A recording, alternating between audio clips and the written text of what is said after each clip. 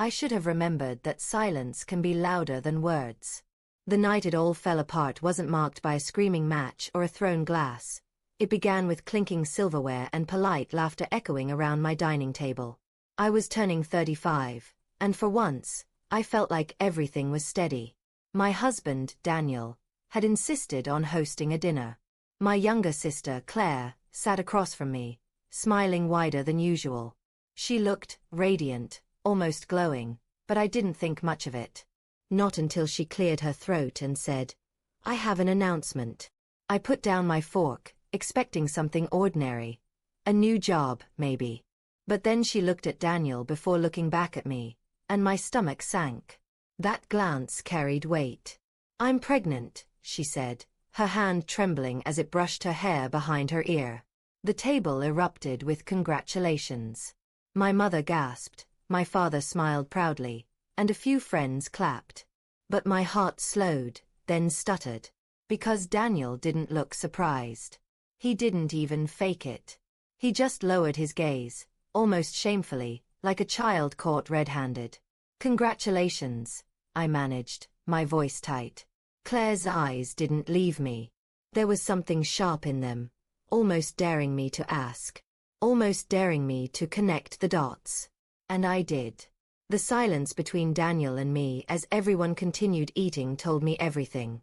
My own husband, my partner of 12 years, had gotten my sister pregnant. I excused myself to the bathroom, gripping the edges of the sink until my knuckles turned white. My reflection looked like a stranger, pale, trembling, eyes rimmed red. A war raged inside me. Should I storm out and confront them in front of everyone? Should I scream, cry, break something? Instead, I swallowed the storm and walked back out, wearing a mask.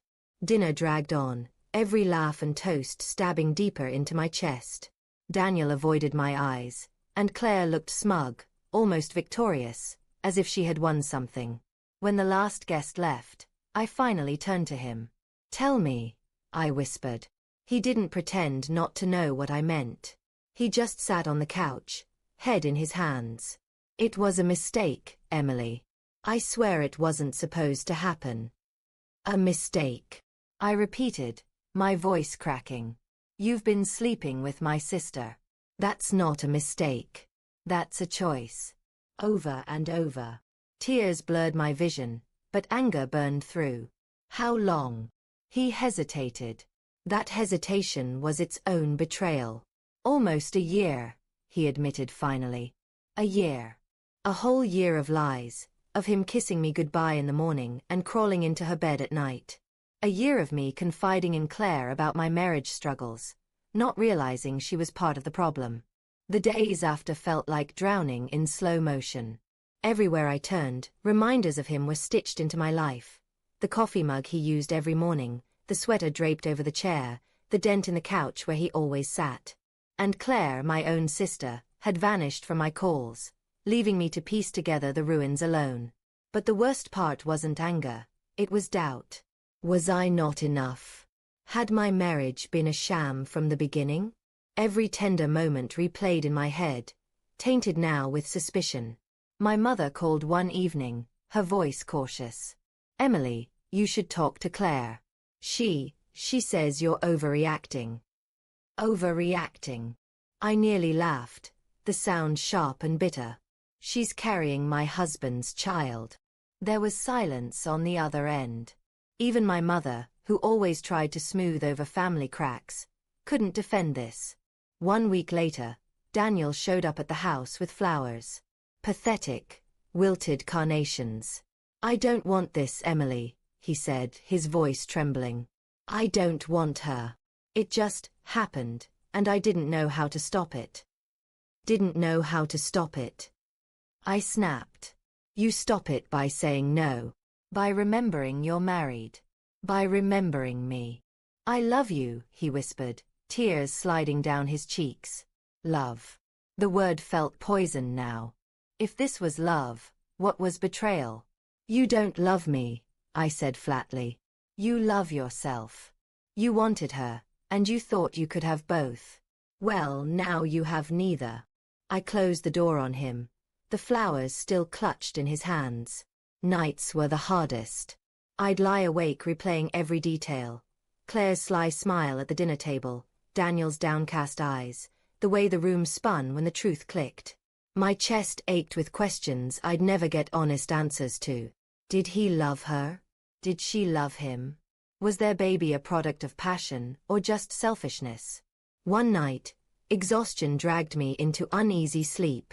I dreamed of sitting at that dinner table again, only this time I stood and announced, "I'm done." In the dream, I didn't collapse. I didn't break. I walked out, strong, leaving them in stunned silence. When I woke up, I realized maybe that was my answer. Weeks turned into months. Claire never reached out, not even a hollow apology. Word spread through the family. Some sided with me, others with her. My mother begged me to be the bigger person, as if forgiveness was owed. But I wasn't ready. Maybe I never would be. The day I filed for divorce, I walked into the courthouse with shaking hands, but as I signed the papers, a strange calm settled over me. I wasn't just ending a marriage. I was reclaiming myself. The final time I saw Daniel was almost accidental.